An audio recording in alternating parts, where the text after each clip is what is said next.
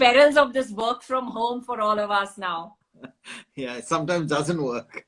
Yes, it doesn't work. And I'm learning how to do all this Insta Live and changing my life around. So has it been very different for you as well, work from home? Yes, very much. Renuka, as you know, design is very much a sort of team activity. Yeah. And, the best ideas come when you're standing around a model or discussing a set of sketches on a wall. Yeah. And though, we are using a lot of technology, digital technology, it doesn't replace the sort of being in the design studio. Correct.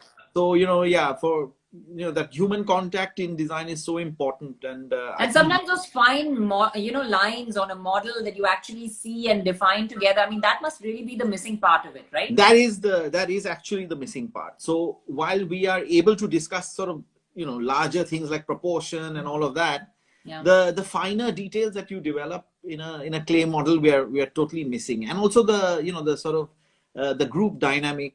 You will know that, and anyone who works in an office, we miss that. There is a lot of technology, like I just said, but it doesn't replace the sort of personal contact. Absolutely. But I guess we're all getting used to this new normal that is for us. And I think that is going to continue, unfortunately, for a long while.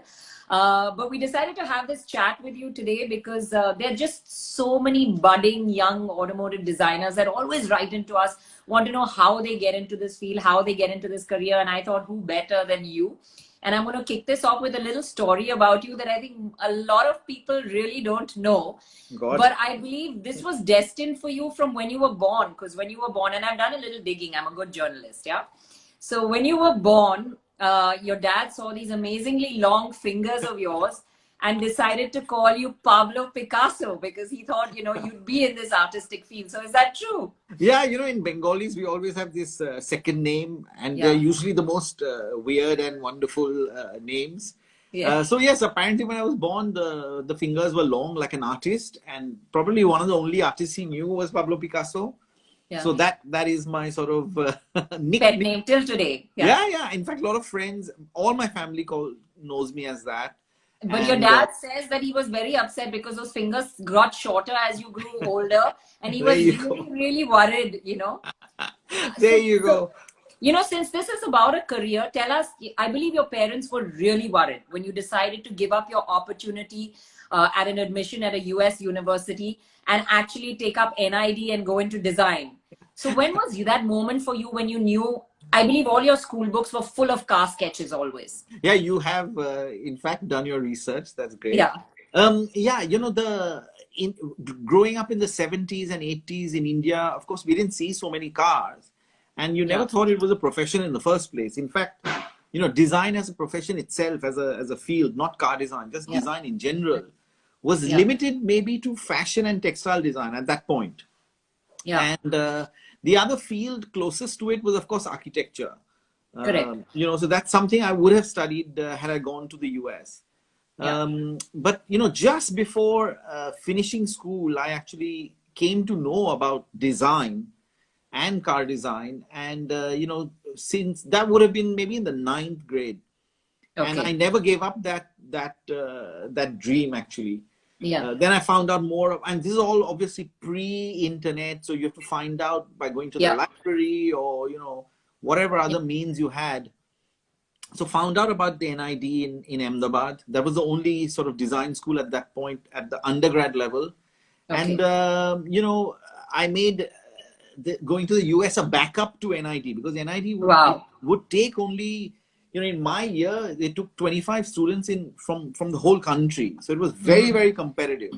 I'm sure it's still that now, and so are other schools. But I needed a backup, and the US plan was a backup. And of course, when I got the brown envelope from NID, with the acceptance letter, there was no looking back. I said sorry to all the US colleges. And I moved to Ahmedabad after my. But your parents weren't really happy with this career choice when you began it, I believe. I think they were worried because they didn't know much about design at all. In fact, when I said I want to study product design or industrial design, my dad thought it would be piping for factories and all of that kind of stuff. So they knew that, or they knew the sort of khadi jhola wearing artist. uh, who couldn't earn a Yeah. living, you know. Yeah. And both were untrue, because design is actually Yeah. something completely different. It's between this art and science, as I say always. So Uh, when was it that your parents actually felt like, yes, it was the right choice? yeah, I think close to probably when I graduated. Okay. They understood more. They came to the college, of course, in Ahmedabad, this beautiful campus. Mm-hmm. They saw the work that we're doing. See, I think ignorance is a larger part of the problem. But Okay. now, of course, people are much, much more aware of design in every That's field. right. Yeah. But yeah, you have to, go back to the 90s and see their frame of mind, where everyone in my year at Yeah. school either went to America or went on to study medicine or engineering. In fact, only Correct. one classmate studied architecture. She's the only one. So Mm. there was no real, discussion around design at all. Uh, Mm-hmm. so I think, yeah, they were worried. Different times. Would you Very still different. recommend, so since we're talking to these young people who want a career, would you still recommend something like NID over going to a course abroad? Or what is the right step? What is the right education for someone who wants to pursue this as a career? Yeah, I think, Renuka, to do a solid grounding in design is very, very important. And I think there's few better colleges than NID globally. Of Okay. course, now there are many, many others. There's the IITs, then there are other private colleges as well. I Mm-hmm. feel doing a bachelor's in India is probably the right first step. Okay. you know and then, of course, do a master's abroad is almost something you'd have to do. Yeah. I did a master's as well. I think that kind of sequence is what I would recommend, that stay in India to do the bachelor's. Yeah. It opens your eyes up to India, first of all. I mean, for me to move from South Bombay to Ahmedabad itself was a learning. Okay. And then, we had exposure in rural villages. We had, technically complex projects. We had many. It was a very well-rounded education. So it Yeah. makes you a good designer first. I think to be All a right. good car designer, you have to be a designer first. And I always say that. And tell me something, while you're studying, do you recommend that they do a lot of internships and do them in local firms? Because a lot of people have this passion to go abroad and they see fancy cars and they want to design cars like that. But do you Yeah. recommend that they do it here? Yeah, Renuka, I actually, in our time, it was a 5-year course, the Yeah. bachelor's. And I did a internship in every summer. Okay. So I went once to Elephant Design in Pune. I did an internship in Tata Motors. It was called Telco in those days. Mm. Mm. Little did I know I'd end up there eventually. Yeah.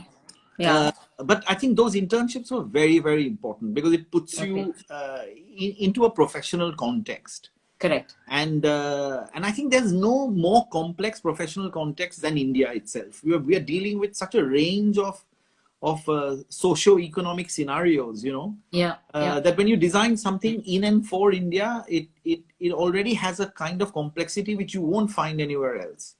Yeah. But of course, by all means, if it's a 4-year course, one of the internships can be abroad. If you do get the chance, you should take it. Yeah. So we have a lot of questions coming in, and I just want to tell these viewers that I'm taking a note of these questions, and I will be asking them to Pratap later on in this conversation. But we're still learning a lot about him while we go. So Pratap, tell us about your journey. So when you finished this course at NID, then where did you go from there? How did you make this journey from NID to Tata Motors?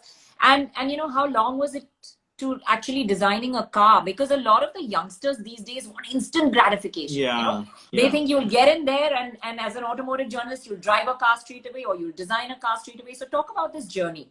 So yes, a big part of this journey, or two massive words are, one is patience and the other one is hard work. It's actually 3 Yeah. words, but hard work Yeah. and patience are both, you need that in spades. The journey, of course, when I graduated from NID, I wanted to get into Tata Motors, and through a series of things, it didn't happen. And then eventually I got an opportunity to go to Piaggio. They had a small liaison office in Delhi. So I got a call from there saying that, we want to do a product for India. Would you be interested in doing a 6-month stint in Pontedera, which is near Pisa in Italy, at their headquarters, to design this product that they wanted to bring. Of course, I jumped at the opportunity. I reached there on a Sunday afternoon. Everything was shut. If you know anything about Italy, Sunday afternoon is the worst time to come to Siesta Italy. time. Yeah. Yeah. So everything was closed. I didn't speak a word of Italian, but that's the kind of opportunity you take, and you should. At a younger age, you have nothing to lose. You have absolutely nothing to lose, and so the next morning I went in and they said, "Look, here's the product we want to do for India." It was an old Lambretta, and I looked at it and said, "Look, if you guys do this, you're not going to survive in India. Forget about, getting in and flourishing." And then, slowly the product plan changed. They launched the Vespa. So that's how you get into the company. And I took this chance. And in the 6 months, I think, I proved myself. And while I was sort of waiting to go back to the Indian office, they made me an offer saying that, would you like to stay on in the European studio and design all our, just become part of the design team. And I did that. So I did, I worked on Vespas, I worked on Gileras, I worked on, they had some Moto Guzzi line at that point. There was talk of Derby, there was another brand from Spain. So you got a chance to do many, many things, right? From 50cc scooters to, 250cc cruisers.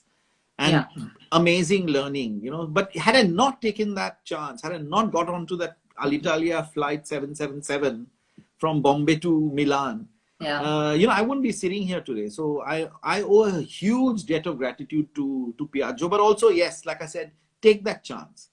So from Piaggio, where did you progress then? And what was your career path to Tata Motors today? Now, Renuka, when I studied in NIT, we didn't have a specialization in transportation design or vehicle design. So I studied product design and I wanted to actually do car design.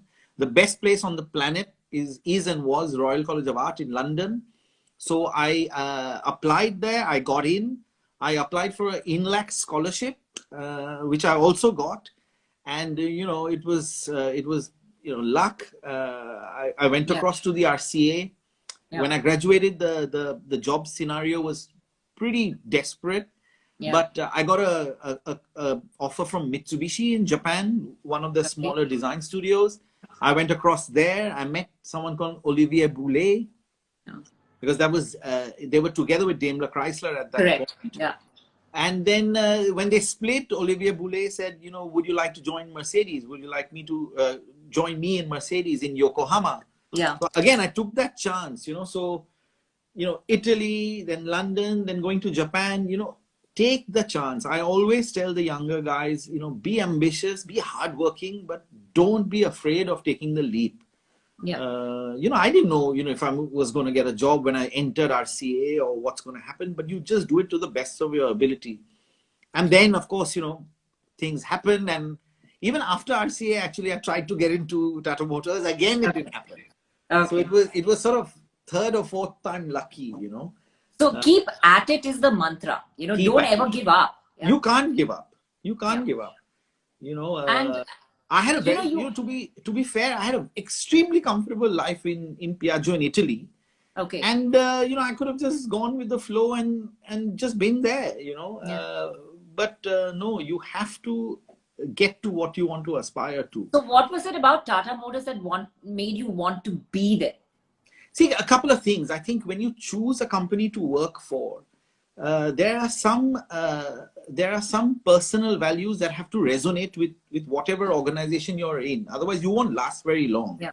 And I think there was no better group, or there's no better group from an ethical standpoint than the Tata Group itself. Then Tata Motors was always doing new things. The Indica came out in 97, 98. They had done the Sierra, the Safari before that. So as an Indian company, I just felt it was so pioneering, and so I saw a huge opportunity there, Correct. So opportunity on one hand, and the second hand was on the other hand was this sort of synergy in an ethical value. For me, it's very important that, and it should be for everyone, that choose the company carefully that you go to. That eventually. honestly shows in your design as well, Pratap, and we'll come back to that a bit with your Sierra, etc. But I remember in conversation with you once, you telling me that, for the first few months, all you did was design wheel caps and mirrors. And Oh God, that's what the yeah. journey is all about. It's Oh about God. just doing very basic stuff, and it's a long, enduring path to actually from there to designing a car. So would Yeah. you tell someone like approximately how long they would expect to, You design know, a car in? yeah, I would, of course, depends on your talent. Yeah. But, you will obviously, when you are fresh into out of school and into a design studio, you usually start at the bottom of the pile. Yeah. And you work your way through that. But there's a lot of learning in that. To put a wheel cap into production taught me a lot of things. There's so Yeah. many considerations, of heat, material, keeping it clean, fixing it onto the wheel. I mean, there are hundreds of things you learn which you don't even realize. Same with a mirror. There's legislation. If it hits a person, how many lanes can you see? So I learned a lot through these sort of smaller projects, door handles. Yeah. I did a lot of that. I believe the NID days were also very, very tough. You used to use immersion heaters to boil eggs and things like that because it's not that easy. Yeah. See, Yeah, I've yeah, done a yeah. lot of research on you, You have done a lot of research. Yeah, No, yeah. but Those were the no, but days. Yeah. the study part of it was tough as well. And I'm just pulling your leg on that one. But for the students that want to know, a lot of them are asking, is it product design? Is it industrial design? What are the lines that you recommend? And then once you do that, in an automobile manufacturer studio, what are the kind of jobs that you would Yeah. expect? Or what is the progression? How do you get into a studio, and what's the path to that? Yeah, fantastic. So, like I said, I would always recommend doing a bachelor's first and then a master's in design. A bachelor's teaches you to be a designer in the first place, and then the Okay. master's actually hones your design skill in whatever area you choose to specialize in. Yeah. In our case, let's say auto. Yeah. Now, when you get into a company, in an OEM studio, you can expect to work in interior design of the car or exterior design. Usually, these are two separate teams. Okay. If you're very good at digital modeling, for example, you can get into the digital modeling side. All right. Not everyone has to and should be a car designer per se. There are many disciplines within automotive design. And sorry, I'm just going to interrupt you there because a lot of people think that this is all about art and being able to sketch the form, but there's a lot of math, science, physics that goes into it at the back. So you have to have a strong science base as well to be in this field, right? Yeah, which is why I think, the bachelor's of design comes in, where you learn Okay. about materials, you learn about processes. A car, Renuka, has more materials and processes than probably any product that you use on a daily basis. If you think about it, there's probably every type of plastic, every type of fabric, every type of, metal, be it steel, be it aluminium, be it magnesium, be it alloys. I mean, you look at just a alloy wheel of a car, of any car. That itself is a material and process sort of manual. So having a curious mind is important. A lot of people say, "Oh, Pratap, you aren't an engineer. How do you design cars?" I don't think you need to be. You need to understand all the processes so that when you're speaking to your engineering colleagues, you speak to them in their language. If someone says, "Oh, sheet metal stamping or vacuum forming or injection molding," you have to know that language. You have to know that process. You have to know the constraints around that. Yeah. So that's what I think a solid bachelor's degree in design does. And because nowadays so much of it is done on a computer, right? Before, I mean, it was all hand, there were sketches and you had, drawing boards, etc. But now a lot of it is computer generated. So is that a part of the process and the course, and do the design courses these days incorporate that, or is that something that you have to take separately? Yeah, Renuka, I must say software has got a lot better than in our time. In our time, it was very, very complex, very expensive. Today, you can have an iPad and run a software to basic model a car, on a software like Blender. So a lot of students I see coming out of design schools today, they are extremely good at, sort of digital modeling as well. But there is a difference to go. There's a concept modeling and there's production. There's modeling for production. That is a really very, very specialized sort of field, and it needs that kind of mindset where you're doing only that, the surfacing of a car. Because based on that surface, actually the tools are cut, the molds, the tools. So that's your final deliverable to the rest of the company. So you get the highlights wrong on that surface, the steel gets cut in a wrong way, and you get an ugly car, or you get whatever problems you get. So I won't recommend a pure designer to get into that depth. But yes, digital modeling is a extra arsenal in your toolkit, and if you're good at it, you should do it. But don't let it overpower your creativity. See, a lot of people think software designs the car. Yeah. It's still the mind which designs the car. Okay. So don't let the software. That's an interesting one. No, it's like Renuka is, if you use Word or Excel, if you use Word to write an article, it's not Word which is writing the article. Correct. Right? It's you which is writing the article using Word. Right. Yeah. So that's an amazing analogy, and I think that makes it really, really clear to a lot of the students, and a lot of the people who think the process has become simpler because of technology. It hasn't. It's actually the mind that still creates and does a lot of that work. So where do you really draw your inspiration from, Pratap? And according to you, what is the golden era of design? So I draw my inspiration from many things. Anyone who follows me on Instagram will see it's food, it's aeroplanes, architecture, not necessarily in that order, and by observation. I think coffee shops in Korea as well, I believe. Coffee shops, I think observing people is very important. What they're wearing, what they're eating, what their choices are. That somewhere in your subconscious actually plays when you're designing a car. You can feel the trends emerging. And this is very important to watch people very actively, watch society, watch culture, what's driving taste. So be a very keen observer as a designer. This is very important. But my own inspiration, yes, can come from anything. But I particularly like, aircraft, beautiful product design, architecture, like I said, and, fashion, sneakers, trainers. These are all, in sneaker design is just a universe of its own, Yeah. And you do give a lot of tips to youngsters who are getting into this field, and ask them to practice their the way they draw their lines. So is that something you'd like to talk about as well? What can they do to actually hone their skills? Yeah, to honing skills, the only way, Renuka, is a lot of practice. There's no way around it.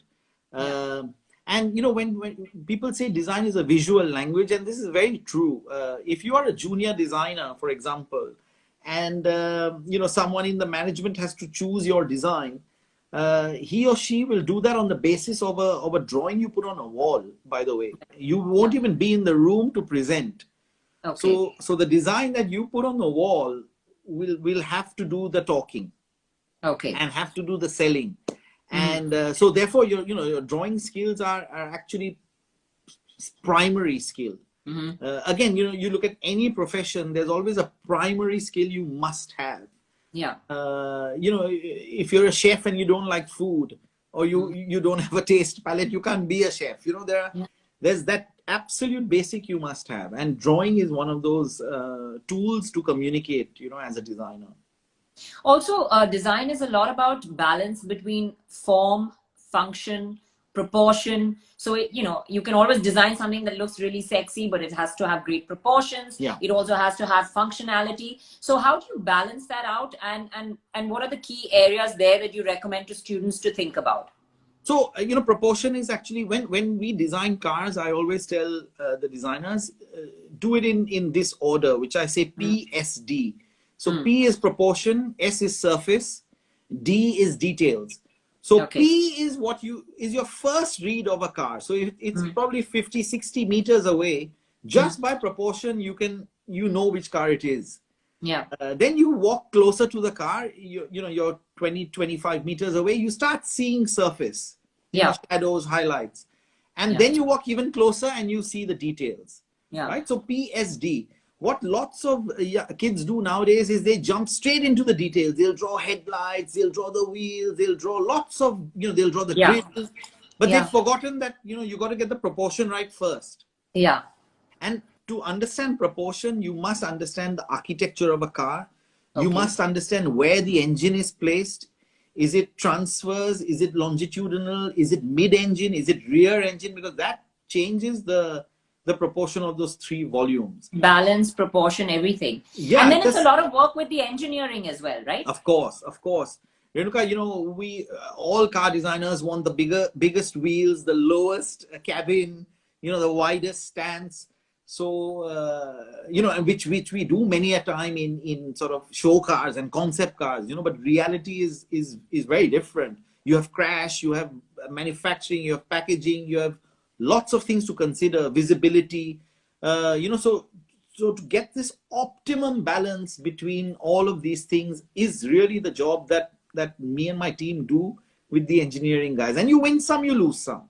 Yeah. And Ian Callum, the ex head of design at Jaguar, all of you know, he said something to me which is very, very important. He said, look, Pratap, he tells his designers to fight for 2 millimeters a day, of height or width or whatever. Yeah. He said, look, by the end of the week, you'll have a centimeter. By the end of the month, you'll have 4 centimeters. You'll have a couple of inches. Amazing. Yeah. So, this is something I really,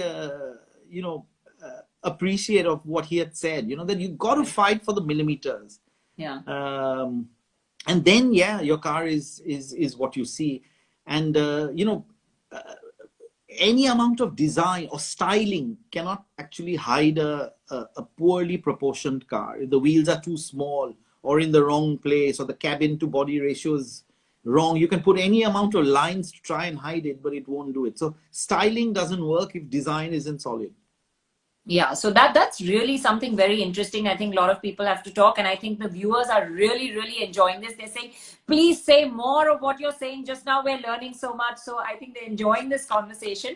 A lot of people want to know which is the most favorite car that you designed and why. They want to know who are the designers that inspired you. So maybe you could answer those. So for me, of course, designing at Mercedes was a huge privilege, but they had some very, significant, rules as to what made a Mercedes-Benz. And of course, you learn from that discipline. Yeah. But in Tata Motors, I think, one of the first cars we got a chance to design from scratch was the Tiago. When we designed it, it was called the Zeta. Yeah. And I think that little car really changed the fortune of the company and the way design was looked inside and outside the company. Absolutely. It really made people notice us. And I think the Tiago will live on, as one of those real turning points for me and the company. Okay. And who are the designers that inspired you? Yeah, I mean, in the past, of course, lots of great designers, Flaminio Bertoni, who did the DS, then Alec Isigonis with the Mini. Why? Because he understood packaging. He did a 4-seat car in 10 feet. He was the first one to actually make the engine or layout, have the engine layout transverse to the direction of cars. Otherwise, they were always, longitudinal. Bruno Sacco in Mercedes, Chris Bangle in BMW. And of course, in the contemporaries, I think, Jerry McGovern and Massimo in Land Rover, Julian in Jaguar, he's an incredible designer.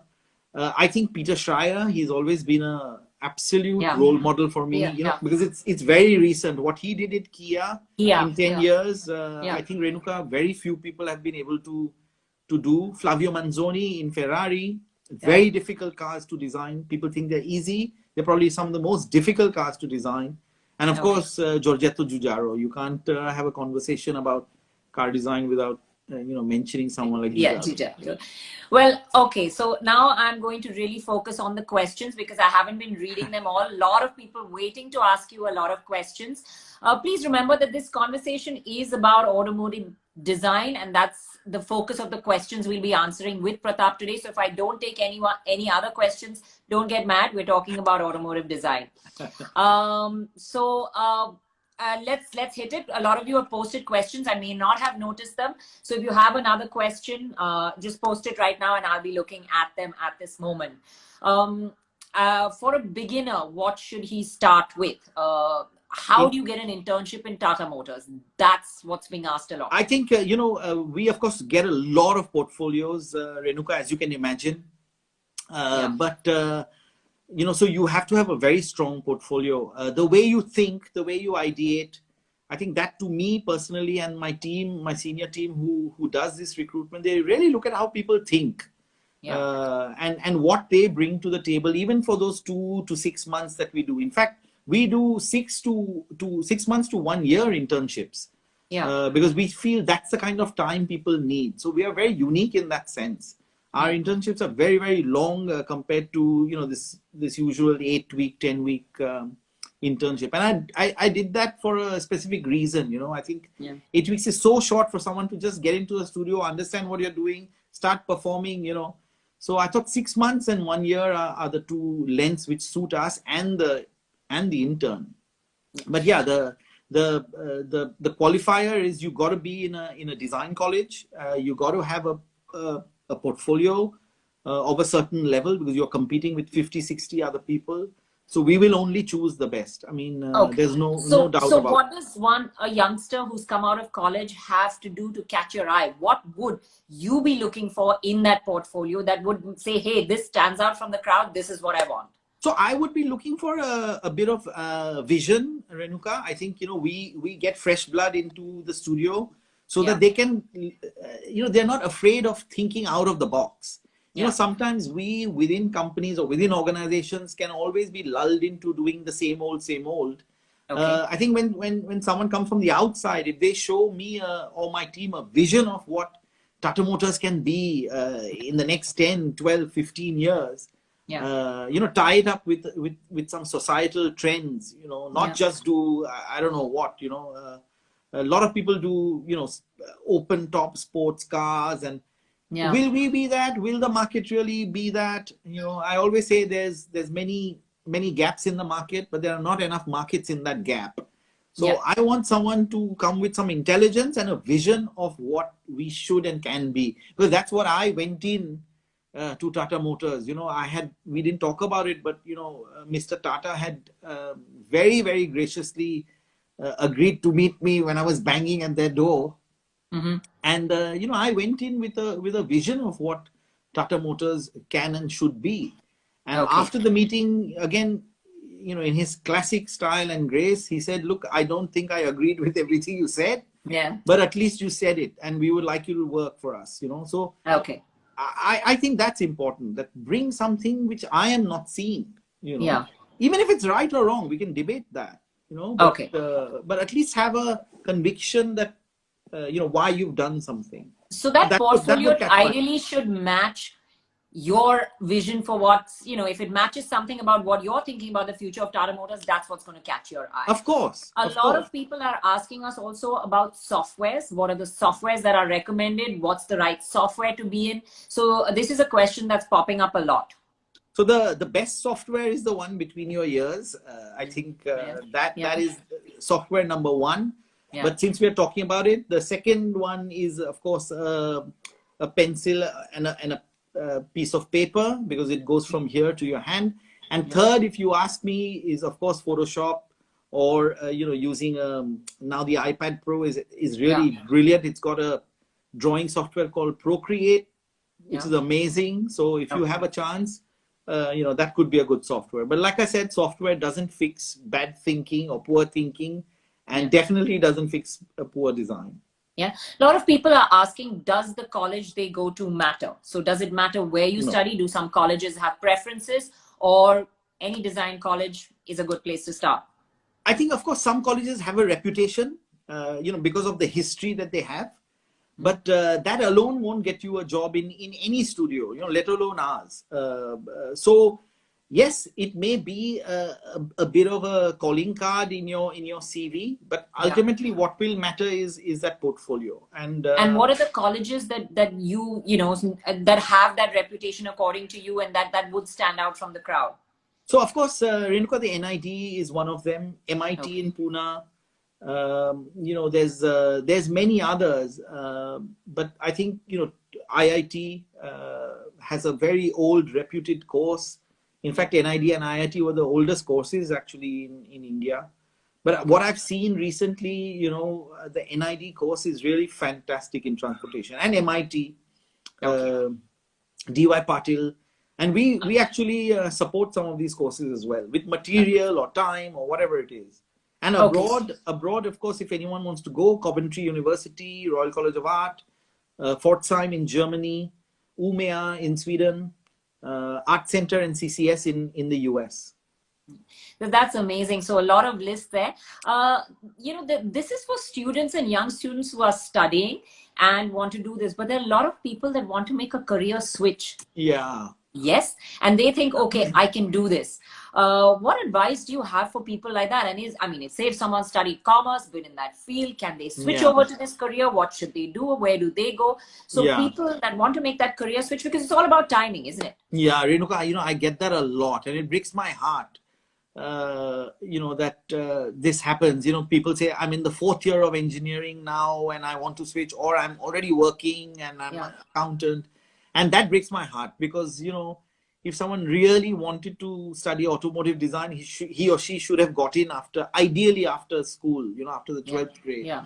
But if you're talented and I think, if you have that ability and bent of mind, post-engineering is probably the latest I would go. If you've already started another career, I would recommend you to stick with that career and make the best of it. Don't switch careers if you've already started working.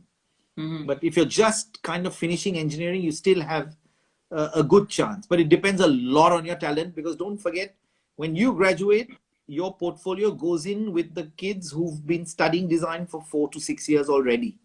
Yeah. So, in a year, in 18 months, you have to try and catch up to that, which I find, especially in auto, is extremely hard. So that's my only qualification. But if you work hard, if you're talented, if you get into a college to do the masters anyway, you could take a look at it. But be very, very careful. Renuka, I just wanted to, I don't want to put a dampener, but if you look at India itself, actually there are 2 or 3 car design studios at OEMs, car design. So Maruti, Mahindra and us. And I think between the 3 of us, we probably create 15 or 20 new jobs a year, if that. Wow. If that. Yeah. So, and you have over 150 people graduating in car design from India. So, be careful. It's a very, very tough path. It's a very tough path because, and again, through your program or through your Insta Live, I would like to say to other OEMs in India, that please, invest in design in India. Renault does it in a small way. I know Hyundai has something, but please do more. Because we've got a lot of talent here, and I think a lot of people that want to be here but don't know how. Yes, and you'll be surprised. So a lot of the I speak to so many of my colleagues in other OEMs, and I say, why aren't you all investing in design in India? And they say, oh, because we don't find the talent. And I said that, well, if you don't invest, how will you find the talent? So it's a chicken and egg, and they have to break it. So we have 10, 12 OEMs in India. And this is not because they're competition, I'm talking now beyond that. I'm saying, give Indian design and creativity a real chance. Otherwise, these kids going into these design colleges, spending a lot of money, come out and have no jobs, Yeah. So, a lot of people asking us, are there any books you recommend that they read if they're in this field, they're studying this field? Are there any books that you would like to recommend? There's one called H Point. Look at that because it really talks about, architecture of cars, engine placements, layouts, why cars look the way they look. It's all because of the architecture, the bone structure. So look at this book called the H Point. And of course, there are many others on techniques, but I like H Point because it's quite it gets into the basics of automotive architecture. So when we're talking about bone structure and a flow, you have one yourself, the humanity line, which you like in all your cars to talk about. Yeah. So is that a part of like, should every designer have his own identity, his own stamp, something that he continues and follows through with, that sort of makes him unique? I think more than the designer, the stamp that a designer should put down is how he or she reflects the brand that he's working for. Yeah. In some of the examples I took earlier, and Giugiaro is probably one of the biggest one. He of course has a style, but he's done everything from a Golf to a Fiat Punto to a Panda to a Maserati. So he's been able to, because you're not an artist. An artist has a style. Okay. Yeah. But a car designer is someone who best reflects the brand's attributes. Correct. So adaptability is a big part of that as well. Yeah, adaptability and also, like I said, deep understanding of the brand you're working for. What is it? What is the DNA? What does it stand for? Why do people like it? Why do people hate it? When I spoke about humanity and humanity line, it was something that I wanted to reflect of the Tata Group. And you're seeing this in these troubled times. So that's why I don't do aggression, or we don't do aggression in our design. We do strength. If you talk about the Harrier or the Gravitas or the Nexon, they're strong looking cars. They're never aggressive, because that doesn't resonate with the brand, in my view. Okay. And some people asking us, is there a different path they have to choose for exterior design and interior design? So, are there different subjects, different choices that they have to make? Also, people asking us, is science necessary in school to be able to get into a career in design? I don't think it's necessary. In fact, many of the people I studied with didn't come from a science background. Like I said, curiosity is important. The science background in the sense helps where you're talking about materials and processes and technologies. But, that's not, it's not rocket science, Renuka. For a sheet of steel to be shaped, you can understand there's a male, female, it stamps it under some pressure and heat, and it takes that shape. I think, those are, if you're curious enough, you can explain that to, an art student. Because you are not expected to do the calculations for it. That the engineers will do. How deep, how thin, how, strong, how, whatever, that the engineering team does. Yeah. But you must understand the processes. So I don't think necessarily science is a requirement. And the difference between interior and exterior design? Yeah, this usually happens, this choice usually happens to you in your education. And this is why I say do that bachelor's, because it gives you that 4 years of time to find what you want to do. Color and materials, another huge area. We get a lot of talent from textile design and fashion design in our color and materials team, the bachelor, like I said, gives you that time to find your specialization. Through your projects, you'll realize, oh, I really like interiors, because I really like the complexity of ergonomics and materials and, reach and clearances. I like that. I'll go into interiors. So it gives you the chance to explore your option. Yeah.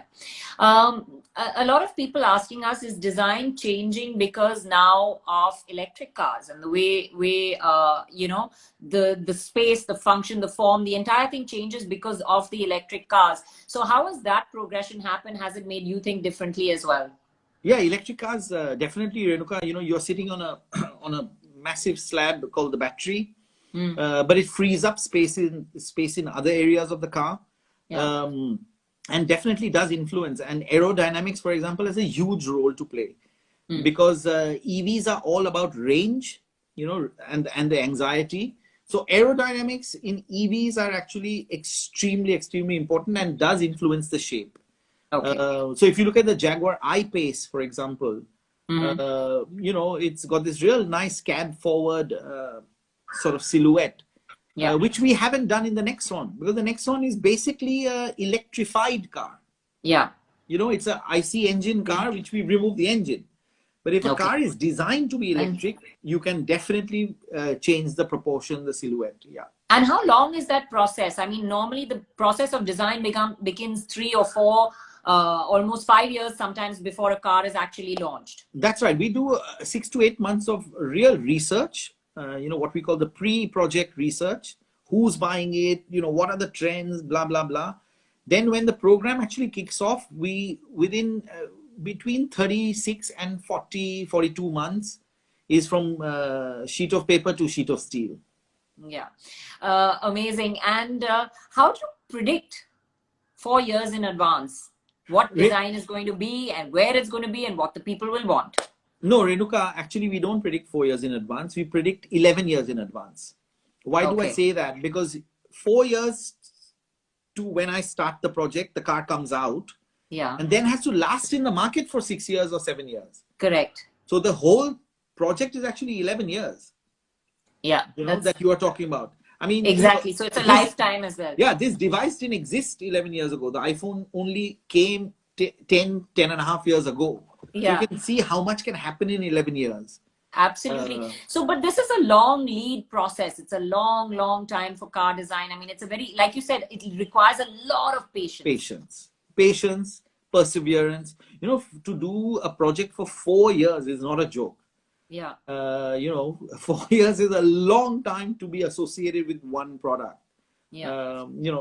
Before getting it out. But of course, the satisfaction when it comes out and, it's bought and, journalists like you drive it and people like it or not or whatever it may be, that satisfaction is immense. Renuka, I do, every time I go to India, I try and visit one or two of our showrooms and I try and do a key handover ceremony. Yeah. To our customers. And at that point, I can't describe the feeling that this person or this family could have bought any car in the world, let's say, or at least in that segment, but has chosen your car, Yeah. And it makes it all worthwhile. That moment is unbeatable. I can't describe it. So I work for that moment, actually. It's been amazing chatting with you. I'm going to leave you with one last question because it's only popped up about 1 million times in this conversation. A lot of people wanting to know, so will you ever redesign a Safari? Are we going to see a new Safari? And that's a question a lot of people have been asking. So let me just say this, we have 3 legendary brands in our portfolio. I say legendary, the 3 S's, the Sumo, Safari and Sierra. And, we've shown you what the Sierra can look like, Yeah. And, I'm sure when the time is right and when we really have something which we can honestly call the Safari, I'm sure you'll see something. But, I won't do a superficial job of something like that. Safari is a legend. And, these legends, in fact, we call them Legend Reborn, this series. A legend deserves to be brought back, in a serious, proper way. And when we do, you all will be the first ones to know.